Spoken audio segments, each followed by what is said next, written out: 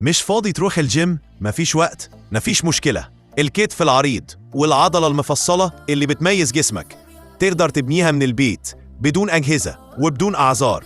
أنا كوتش محمد أمة. لو عايز جسمك يتغير فعلا دوس لايك واشترك وفعل جرس التنبيهات عشان توصلك كل تماريننا الجديدة.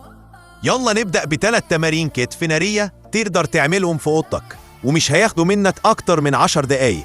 1. بايك بوش أبس 3 مجاميع 8 تكرارات بيشغلوا الكتف الأمامي يوزنج وزن جسمك.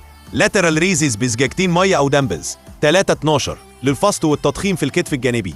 3 شولدر تابس 3 في 20 كل جنب، تمرين ثبات وقوة للكتف.